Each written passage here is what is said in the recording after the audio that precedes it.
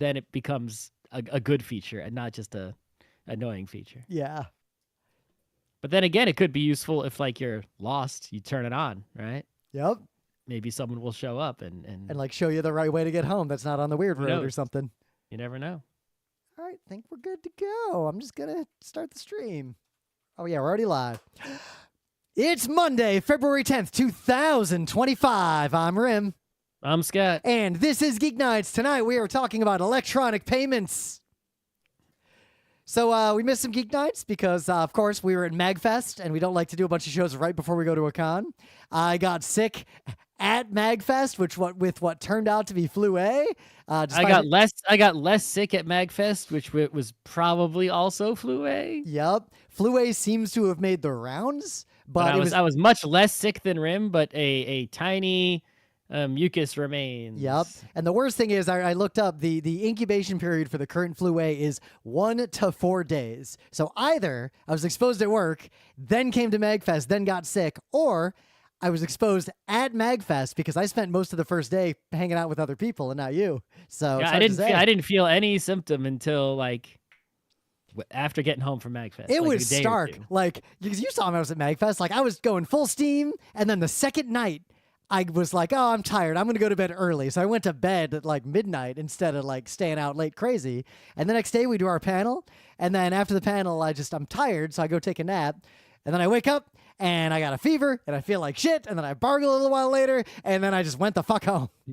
Meanwhile, I had to then do the Sunday panel all by myself. That panel is cursed. This is 3 conventions in a row where we schedule that panel and I get sick and you have to do it by yourself. I think we must never. Panel's too long. I got to remove even more games from that. But regardless, that I was like, it's the end of MagFest, whatever. And it's like people are filling up the room because there is nothing else to do, and they're still at MagFest. And I'm like, why are you people still here?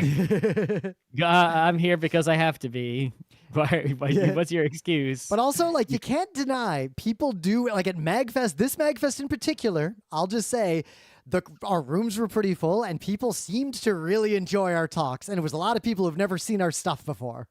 I guess that, it seems to be what happens because people who have seen our stuff don't come back. Yeah, because they know better. They know it'll be on YouTube. And they know if the panel was bad, it won't appear on YouTube, in which case they definitely didn't want to be there. Yeah. So, there's a lot of news. We're not going to cover everything, but I got a thing to talk. We'll be here. If we tried to cover all the news would happen faster than we could cover it. Yep.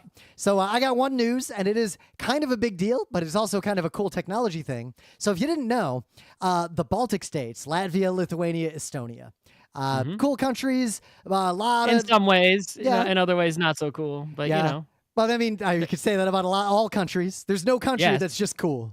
I mean, at this point, it's like it's hard to talk when our country went from way down the cool list, way down. Yep. So it's like, you know what? It's like, I could point out a lot of bad things about some Baltic states, but if they point the finger back, I'd be like, oh, yep, you're right. Yep. We're worse now. We weren't, but now we are. But as you know, Russia had invaded Ukraine in 2014, and that war is ongoing, and like it's a whole big thing. But what you might not have known is that Latvia, Lithuania, and Estonia are very much aligned with the West, with Europe, with NATO. They are trying to be good democratic countries with varying levels of success, but they're cool places. But because of their history and because of their geographic location, despite the fact that Russia is, for all intents and purposes, at war with NATO, their power grids were the same as the Russian power grid, like the old Soviet grid. So that puts them in a lot of danger, as you can imagine. And also, the Russian power grid is not, shall we say, great. Also, their ally Ukraine is repeatedly attacking Russia's power grid, which could have the side effect of fucking up their power. So they have been working for a long time on a massive project.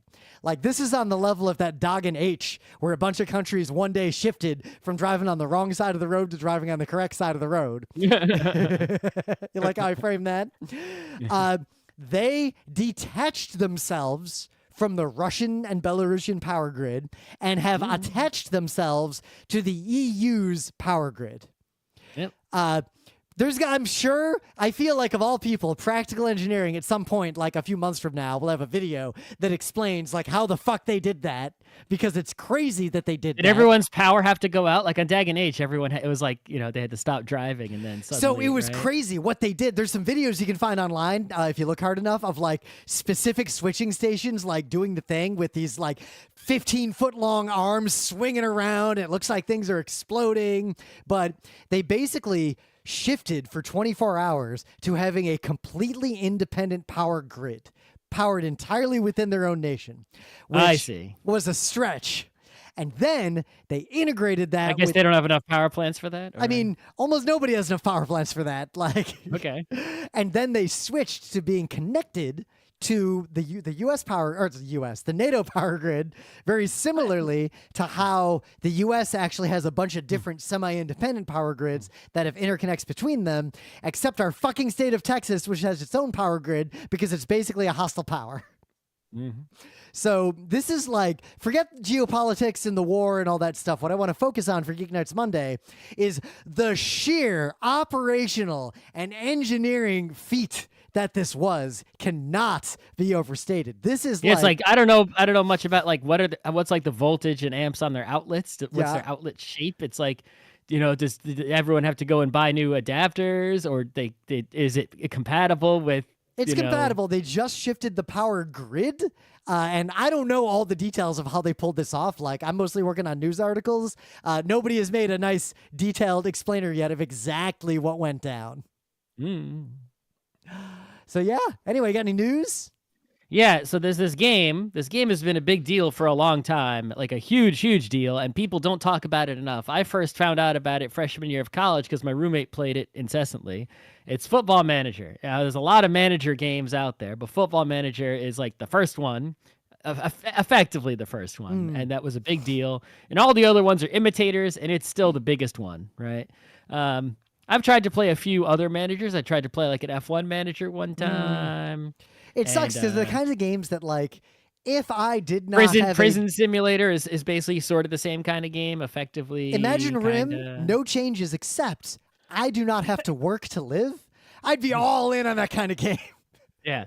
So it's basically you just pretend that you're the manager of a soccer team, and you're just like running numbers. It's like spreadsheet the game, and it's the same you kind don't of game actually play as Hearts soccer of like Iron. FIFA. You just, right? It's the same kind of game of Hearts of Iron where you're just like run the system of a country during World War II. Yep. Now, this game is so big and so successful and so popular that they can afford to do this. But what they've done is they said, look, we're working on, a new game every year like we do.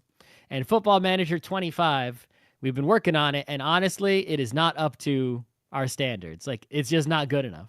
And so what they decided to do is they said, look, we're just not going to release any Football Manager 25. There won't be such a game. It's canceled. We're going to make Football Manager 26 next year.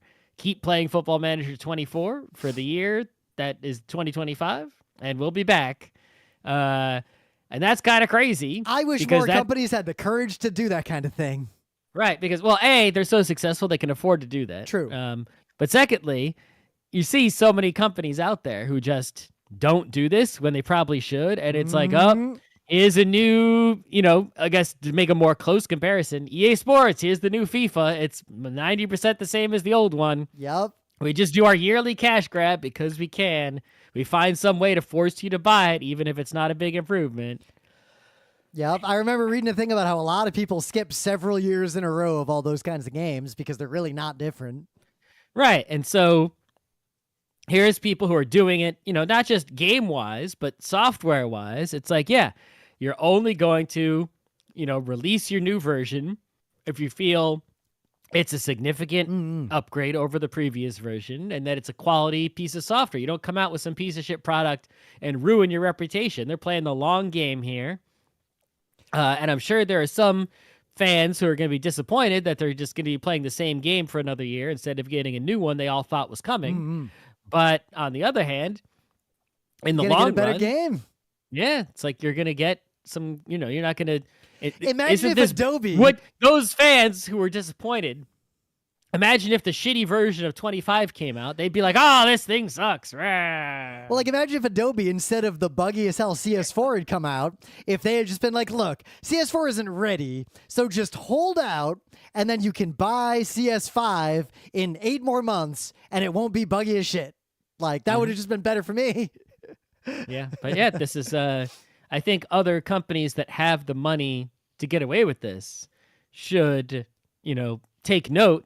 And let's see how well they do in 2026, right? And so, because it could fail as an experiment, but my day job is being a product manager. I've been a product manager for a long goddamn time, and the number of companies that will even internally for things that are not public will be like, this is the date you committed to, so fucking deliver it on this date, and never having the courage to just arbitrary nonsense. Yeah, arbitrary. Like, hey, would it really be that bad if we waited 4 more months and then the thing was better? People don't remember that Half-Life 1 was delayed incessantly, and they said they were like, you know what, it'll be ready when it's ready. And hey, that seemed to work out very well, right? It's so if I ever make software, it's like there may be some realities that force me to do things like, hey, I'm running out of money, I can't afford to pay anyone anymore, we're not ready yet, oops. But there will not be arbitrary requirements of nonsense, right? It's like we're going to release when we're ready and we have quality and something that's worth someone paying money for, because that is historically been a recipe for success when you have enough money to get to the finish line. Yeah. So one last little news. Everyone's annoyed about, not about AI and machine learning in general, but specifically that if you go to Google and you search for stuff, there's these AI summaries at the top of the results generally. And those results are often just wrong or bad. Like, they're the wrong information. I see I don't look at those, and I using Google, but the point is I think it's actually a benefit to have those because they turn into funny memes that entertain me when other people share them, and that is good. That I will agree with that. But what's really funny is that all the companies doing this generative stuff in a public space, especially like generic prompts like a random Google search, the thing they're struggling with is that it's real easy to get these things to make porn for you. As we saw that thing a little while ago with the Amazon chatbot, where someone got it to start role playing with them in a very sexy way. So the companies are terrified of this. They're also terrified of certain kinds of racist and sexist things appearing because then they get in trouble about it. I don't think these companies actually care about the racism. I think they care about the public image of the racism. But Obviously. Case in point, if you use Adobe's image generation, you can't make it make someone who looks sad, nor can you make it make someone of a particular gender or race. It's always the real thing that they're afraid of is not just the perception; it's that you can't sell a product to businesses if it's not safe for work. Yep. And what someone has discovered, and I've tested this and it works, if you just add the word fucking to any Google search, that AI summary never appears. They've clearly put that word on a list. But as an aside, and this is something I haven't found any reporting on it, but I discovered it, YouTube now, if you're a YouTube creator, has a page where in your studio, it'll suggest, hey, make a video about this. And it gives you this terrible looking thumbnail that it makes up with generative AI and a description. And they're all every one of them is basically just the Mr. Beast burger. They are just awful.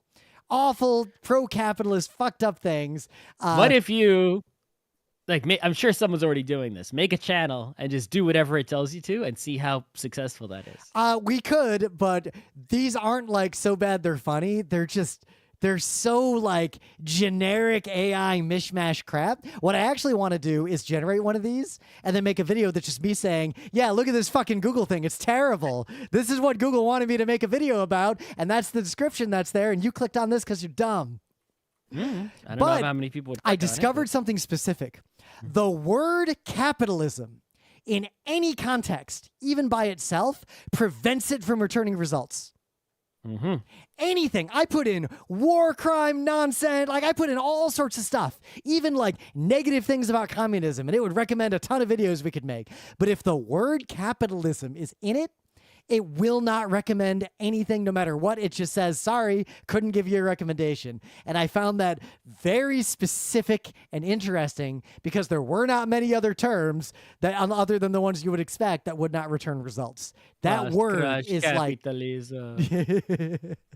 Hey, maybe they just don't want people to make videos promoting capitalism. I mean, one could hope, but the first thing I typed in when that prompt appeared was game theory and destroying capitalism, and it wouldn't give me any results.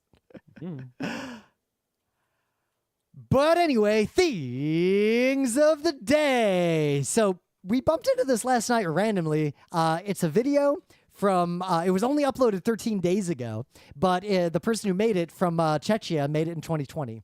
It is a 14-minute animated short that is absolutely delightful because one... The animated shorts are getting too long. 14 minutes. I was worried because, we had some family over and they were like, oh, what's that video? Let's watch it. And I'm not picking on this video specifically because I haven't even watched it, but Yep. there has been a trend lately where shorts at film festivals, both animated and non, have been increasing in length.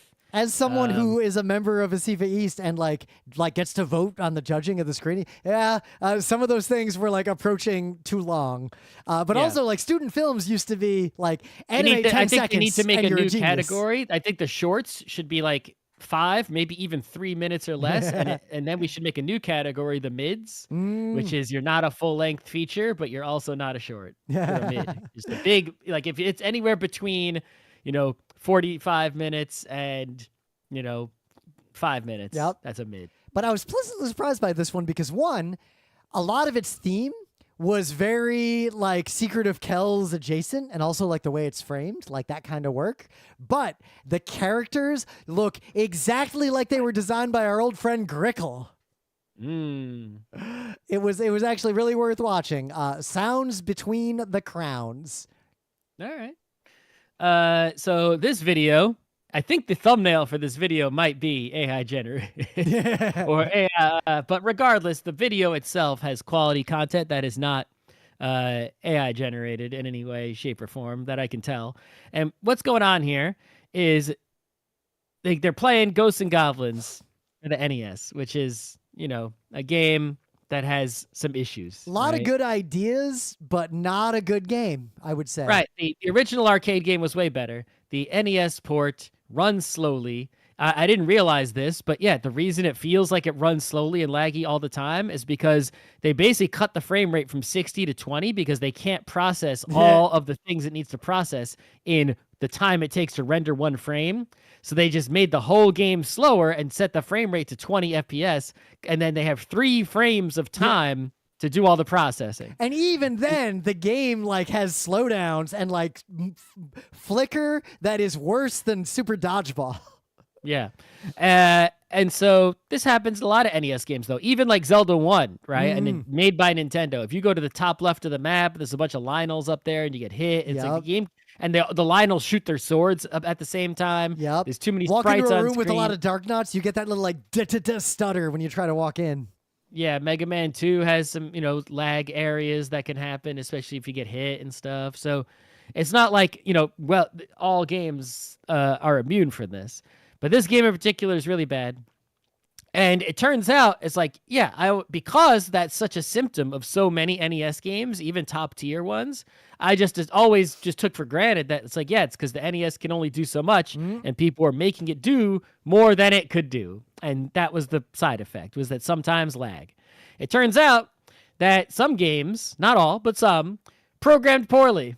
Oh, you don't say. Programmed very poorly, yeah. And so in this video, this person shows how they can make patches to Ghosts and Goblins for the NES and get the frame rate up without changing the game in any way other than getting the frame rate up, which obviously makes the game, different in a way. But not like that otherwise, ET rewrite, which game. made the game better, but also had to change aspects of the game to free up space and cycles to do other things. Right. Normally it's okay, I freed up some memory by making some sprites smaller or reducing color depth or, something like that. No, this doesn't change the game in any way. They just changed the code to be better and fit it in the same memory with the same hardware.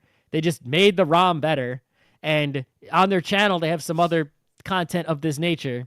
And it's like, damn, now I really want someone to go out and release like, patch ROMs of old games that don't change the ROM in any way that's other than if the frame rate is less than 60, get it up to 60. And also if there are lags, remove the lags if possible, but otherwise don't change the games. Just make them better performance fixes. Don't fix the bugs even, right? If there's bugs, that cause weird behaviors, you got to keep those in.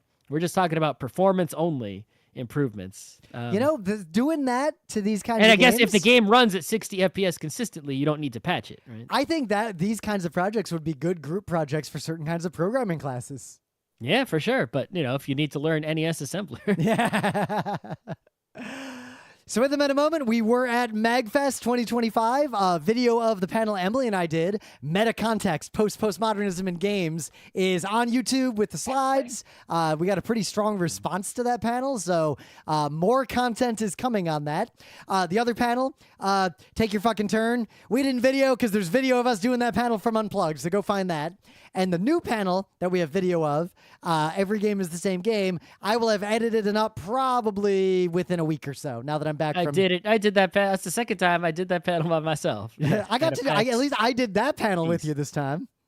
Yeah. So, speaking of PAX East is thankfully May 8th through 11th. It's not going to be fucking cold at Thanks PAX Satan, East because year. the restaurants that were nearby have started to disappear, so it'll be nice to walk over to that Mexican place that's like way on the other side. I don't know if that place is still there, but regardless. I actually haven't checked.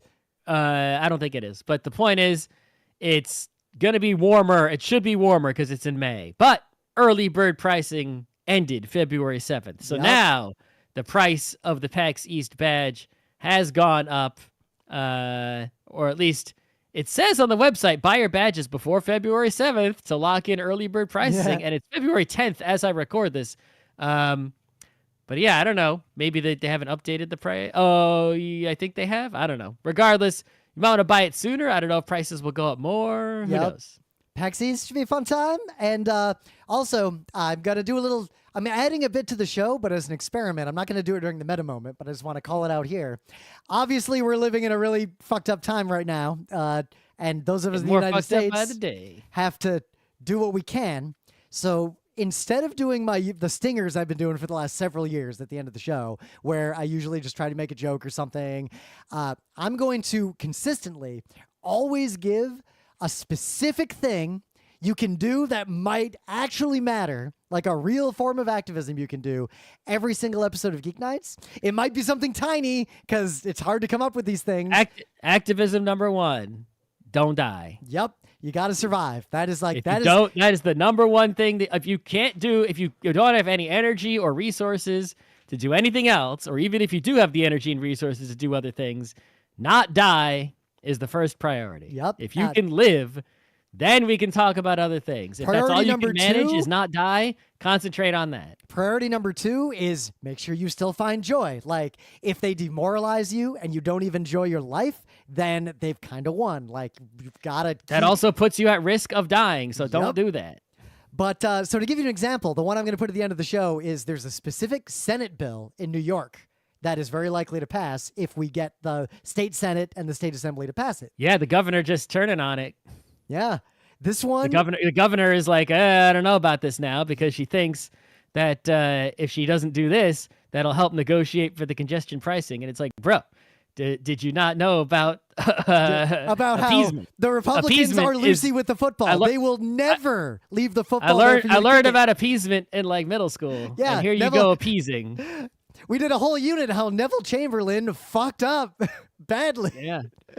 So regardless, the governor is trying to appease this thing out of existence, but I think we should do it. Well, what this thing is, and I'll talk about it more in the end bit, but basically, it would let the governor of New York delay special elections for the federal House until the general election, which would, as I have the result, because of how evil people have been appointed into positions in the regime, would reduce the margin the Republicans have in the House of Representatives by 1, which is a big fucking deal because of how thin that majority they have is.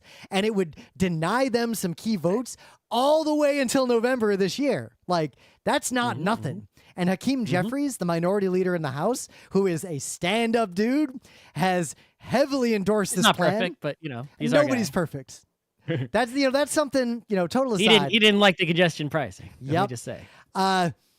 If you I wonder how he's thinking about that now, though. If you expect perfection out of your politicians, honestly, you're a moron. You've just got to choose.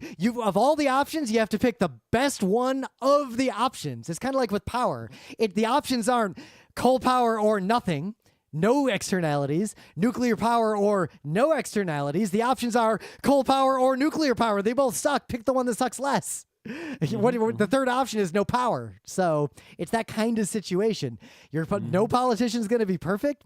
Sometimes you got to swallow your bile and vote for the one who's not a fascist.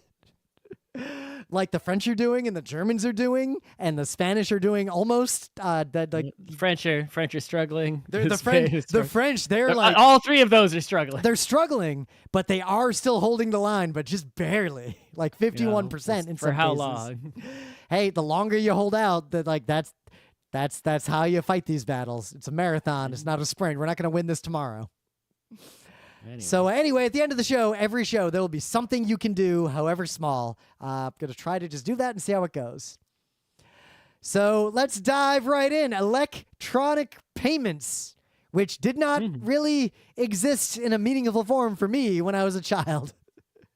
Well, not when we were a child. I mean, I had to buy like my first computer. I was like ordering things online and then mailing checks because I didn't have like a credit card. When I got my first fan subs, anime fan subs, like I didn't even have a checking account. So I had to get my parents to help me get a money order. And then I mailed this money order to some guy who happened to be trustworthy enough. And VKill did mail me like 20 VHS tapes about a month later. Yeah. I mean, even in the earliest days of credit cards, right? The Diners Club card being like the first one, it's like those weren't electronic payments. It's like, credit cards have those raised numbers. I don't think you kids realize. You know what those raised numbers are for? That is so. The way credit cards were processed is someone would take the credit card from you and usually go to a back room somewhere and put it on a physical device that had carbon paper on it, and they'd like go shunk. And it would take an imprint of the numbers of the credit card, and then they would build those up, and like once a week or once a month, they'd send them all to Visa. Like that, and only recently did that fallback stop being used. That was in use for certain cases up until not that long ago. Like, I want to say 2010s, that was still an option. So yeah, it took quite a while before there were actually electronic payments of any kind. Yep. And the biggest thing is the ECH, which is called, you might see this on like your bank account statements, like, like debit, ECH or whatever. It stands for Electronic Clearinghouse. And so what happened is back in the day, way before there was, credit cards or anything, debits or anything like that, there was checks, and you would write a check to somebody, and that person would take that check to the bank, right? And the bank would say, check from Scott for $100. That means that $100 from Scott's bank can come over to our bank. Obviously, if we have the same bank, the bank would just take care of that, right? Because they can see both accounts. But what if I had a different bank than you? That means my bank's got to send money to your bank and to make that happen, right? And so what they would do is they had the thing called a clearinghouse where everyone would add up, basically, right? How much... I'm owed this much money from that bank, but I owe this much money to that bank, right?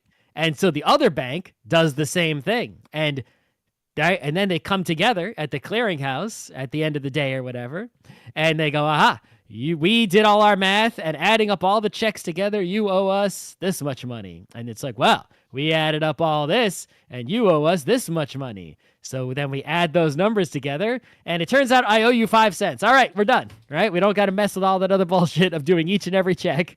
We just figured out the total, and we cleared it. And it's obviously way more complicated than that, to the point of, a lot of wrongness, and I'm sure the financial experts would be like, ravel. But from a bird's eye view, that's how it worked. But what was interesting is that this slowed the course of just commerce among people. We're not talking about so much buying things from stores, because online shopping and like the electronic payments that enable that are a different thing. But imagine even just passing money between people. I want to give Scott some money. It was either mail cash, mail a check, or do something complicated and expensive. But it also had all these like interesting side effects. Like there used to be the concept of floating a check. So like I write a check to Scott. But let's say I only have $100 in my bank account. I write a check to Scott for $80. And then I write a check to Emily for $80. It'll be kind of random which one of them gets paid and which one of them has the check bounces, depending on like the order they get processed, which banks are involved, etc. But a common practice for a very long time in like industrialized countries was write checks you know are bad, because money will come into your account before those checks get processed. So like, I know I'm going to get my paycheck on Tuesday. The odds are the check I wrote to Scott and Emily won't both get processed before I get paid. Yep. And so eventually, I don't know when, I'm sure I could look it up, but there's the ACH, the automated clearinghouse, and that's what basically enabled debit cards to come into existence. And it's a thing from the U.S. Treasury. And it's like, yeah, here's a whole bunch of rules and all kinds of documents that are way too complicated. And so it is someone's whole job, several people's whole jobs to just manage this fucking thing, where they automated the clearinghouse. Instead of it being a manual thing that happened every so often, it's automatic with computers. And that's why when you get a direct deposit or whatever, or you send someone money to, you pay with a debit card, it says ACH on your bank statement because it's doing the automated clearinghouse. You effectively are just writing checks. The checks are just completely digital. And instead of doing the old school clearinghouse at the end of the day, it's happening constantly all the time, and computers are doing it so that nobody gets hosed. Now, this is important. This is a principle that I think a lot of younger people and tech bros don't quite understand, that if you have a big, complicated system and you want to migrate to a new fancy version of that system, it is almost always a bad idea to design a new system entirely from scratch. A very good way to approach that kind of thing, like Scott just said, you basically, checks still work the same way. You just try to automate parts of it internal to a process that don't affect the endpoints of that process. And then later, you change how the endpoints work. Or, if the endpoints are the problem, change how the endpoints work. Let's not do checks, let's do something else, but keep the internal process the same way it was before, and then fix that later. Don't try to change everything all at once. That is almost always a disaster that is proposed by someone young, who is inexperienced, or a tech bro who doesn't know how anything other than tech bro stuff works.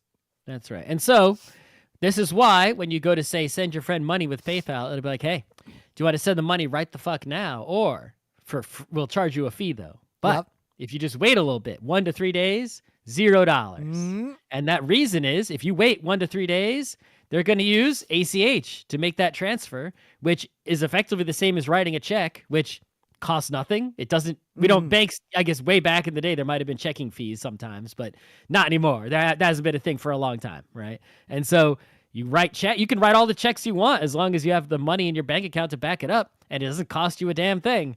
It's totally free. And so you paying someone with ACH with a digital check is also free, but it won't be instant because clearinghouse. So, and there are other kinds of checks and things that are sort of like out of the scope of this episode, but there was also the concept of wiring money, which existed before the checks that we described and still exists today to a degree. But basically, that was a way we didn't have computers. If you wanted to wire money, you would go to a bank. Well, literally, you could telegraph money. That was Western Union. Be like, and send money to people. Yeah, like if you needed to send cash to someone, like when I was a kid, I remember one time having to wire money to Western Union, like through Western Union, so someone I knew could go to a Western Union in a different state and get cash from that Western Union because they needed that cash to get home. Yeah, in effect, the way that works is basically you go to a Western Union and you trust Western Union because they exist, right? And you trust that they're not just going to rob you. And you give Western Union money. Like, here is money, Western Union. Here is $100. And they say, thanks. Now Western Union's total bank account has increased by $100. Yep. So then they tell tell local us- Western Union office, okay, give this guy $100. We're good for it. Give him like $90. Well, yeah. They charged a lot back in the It's day. basically, you want to give money to someone who's far away. Well, just put money in our gigantic bank account, and we will put less than that amount in whoever's bank account you tell us to. Yep. And someone else at a different office comes in and they say, "Hey, Scott, I'm in I don't know, the Antarctica, and Scott in New York, he said he sent me $100, and the Western Union says, "Oh, well, we're the same company and we have a telegraph to communicate with each other, and I did receive a telegraph from New York that said, yes, Western Union in New York confirms that Scott gave us $100, and that means I can give you $90 and we're going to keep $10 because that's what we for the service." So wiring money was this situation outside of a Western Union. You could do it with banks too, and they would also charge a lot. And this was for like, let's say you're buying a house and you got to give a down payment. You could either get a special kind of check, like a cashier's check or a certified check, and then you physically bring that or mail it and do a whole thing. Or you could go to your bank and say, I want to wire money to this address, like this individual. And that was a bank thing that would also cost a lot of money, but did become electronic pretty early, even though sometimes a check would pop out the other end. And it was generally otherwise like really hard to transfer money between people without paying a lot of money or waiting for these things to process. The world we live in now is radically different. Like, it is hard to overstate how radical PayPal was when it appeared. The fact that you could kind of just pass money around. I've never had a PayPal account because it was so radical. I didn't trust it. And I didn't trust it for a long time, but now I use it. Yeah, I've never used it, actually. It's the good thing about PayPal. Obviously, there's a lot of bad things. The good thing about PayPal is that if you go to some shady ass website, right, to like buy an e-commerce, like a little web store, right, and that web store is like, hey, I'm like your local indie bookstore. Buy a book directly from me, and it's like, I love you, indie bookstore. I know that you're a legitimate business. I know that you will send me a book if I give you money. But your 486 is going to get ransomware, and then someone's going to steal you my got credit some card number. janky ass website that you got set up here, and you want me to type my credit card number into that janky website with no HTTPS or who knows what software you're running by yourself and how it's compromised. And you want my actual credit card number into that website where it can be then harvested by who knows the hell. It's like, no. PayPal, who has a big company which has secure computers, they know my credit card number, and they will do some tokeny encrypted biz that's secure, and you will get the money, but your untrustworthy website will never know my actual credit card number. And that is why I will use a PayPal or similar type service. True, because back then there weren't really many places that would do the thing like a temporary disposable credit card every time you do a transaction. Like, there's a lot of cool ways to handle that problem now. PayPal is just one among many. But I think the big revolution was Apple Pay in this, and Google, Android and like Google kind of followed along. And I don't want to get into the whole history of it, but nowadays the fact that I can just like basically text Scott money and it just works. That is a relatively new development in human history. Oh, yeah. I mean, the way it works isn't really too different from, say, like a Western Union kind of situation, right? It's like, or PayPal isn't really any different when you get right down to it. It's like you have this intermediary company and you can give them money and then they give money to the other person who also is, has business with them. Yep. Right. And that's, you're not transferring the money actually directly from you to your friend. You could, even if you did that, like with the only way to do that, I guess, is with cash. Because even if you go to a bank and like you use your bank account numbers and you write checks to give money to each other, you're using ACH, you're using the bank as the intermediary. There's always some intermediary, unless you just hand cash to your friend. That's the only other way. And It actually kind of changed my life, like in a lot of ways. Like the fact that when we're at a restaurant, like I remember in college, if we had a dinner with a bunch of people, trying to split up the check and like trying to pay, and like someone doesn't have cash and 3 different people have credit Or cards. people don't have the right denominations of cash. Yep. The fact that now, like, we'll go to a dinner, one of us will just put a credit card down and then literally can just invoice everyone else like the split check and just get paid automatically. And you don't have to harass the wait staff to Yep. split the check and do all kinds of math or whatever. But also now, a lot of restaurants, finally, the U.S. is catching up in this regard. Almost every restaurant we go to now, they will come out with a little device. I'd say about half.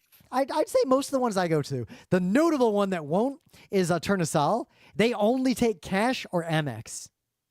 Interesting. That's really limited. Yeah, it is really limited. I would say the majority of times I've ever gone there, I forgot that fact and then like had to go to the ATM and get cash and come back because I only got an Amex kind of recently. You always worry about a restaurant that has an ATM in the restaurant. Oh yeah. That's either a strip club, a tax dodge, mafia front, or Turnasol in Queens. But actually, they don't even have an ATM, which is the worst. You have to like go down the street and find an ATM. But the other thing a lot of those places are doing now is they'll either have a QR code you can just scan that takes you to a payment thing. Like that's cropping up, especially in Europe. I'm seeing that everywhere. But 2, they don't care about split checks anymore. They'll be like, how many shares do you want? Who pays for what? And just swipe all the credit cards. And the little device actually just handles it pretty nicely. Like, it's just interesting how this space moved so slowly for so long. And then just in the last few years, it is like rapidly accelerated the quality of life improvements of the user experience of making digital cash transactions in person. You know, it's like we've had, the credit cards that, where basically Visa, MasterCard, whoever was processing the payments and charging a fee, right? Charging the merchants a fee, right? And they still do that, and that's still everywhere. But you couldn't use credit cards to give money to like your friend. Yeah. I mean, credit cards, if you wanted money instead of buying something from a commercial institution, there's a thing called a cash advance. That is a bad idea in almost all cases. I don't even know if all credit cards still do it. I think if you put your credit card in an ATM, you can probably get cash out of the ATM. If you know your PIN. Yeah, but remember, that's not cash that you have, right? That's why there's no clearinghouse, because it's not cash that someone has. That's a loan. Yeah, right? With usually like a way bigger interest rate than your credit card has normally. Yeah, and there's usually crazy fees. Like, I would look if you look through that giant fine print credit card documentation that you get when you sign up for a new card. It's in there somewhere. Like if you can cash advance, what the limit is, what the fees are. It's almost never a good idea. Only do it in an absolute emergency. It's probably buried in the same section that's like, did you know you get car insurance if you rent a car and you follow all these specific rules? Yeah. But yeah, the space is continuing to evolve. The listener actually pointed something out that I think we should touch on. The worst part about PayPal was just that I helped enrich the worst tech bros in history. Yeah, pretty much. Because PayPal was the first mover. They weren't great. They were just the first one. Other people are trying to do similar things, and this is a pattern in technology that we see time and time again. Yeah, but it's not something that like just any old schmo can do because, the barrier to get in the payments game is so high that it's like, the competitors to PayPal are like, you got your Venmo, I guess, kind of, right? You got your Apple Pays, your Amazon Pays, your Google Pays, but they don't all quite do exactly the same thing. You get your Squares and your Stripes, but PayPal sort of does all of the above. It's like all of those other ones are doing like just a fraction of what the features that PayPal has. PayPal can do everything, right? It does all the things. Which is a danger because you don't really want the everything app because like I've been to places in Asia that it's have not the everything app. It's not the everything app in that sense, but it's the everything money app. Yeah. Whereas, like Venmo pretty much only does the give money to your friend and Apple Pay pretty much only does the it's a business and I can pay them. Or and Apple Cash is actually a different thing to give money to your friend or it's, but it's like PayPal does both of those. Yep. But I have been at the point for a long time now where I really never use cash, like pretty much ever. It's really declining. I'm still of the opinion that cash needs to exist, but I use it today, but I use it rarely. Like to the point that I went to an ATM before COVID, and I didn't have to go to an ATM until actually I went to an ATM 7 months ago. Was the first time I had to go to an ATM again since the beginning of the COVID pandemic. Yeah, I will use cash to give gifts to people. Mhm. I'll use cash to like pay the housekeeper. Yep. When I remember, I always try to have some cash on me to tip people when I'm traveling who are hard to tip, but who actually do hard work. Like if someone's carrying my suitcases around at a con and stuff like that. Or like the shuttle driver taking me to the airport. Yeah.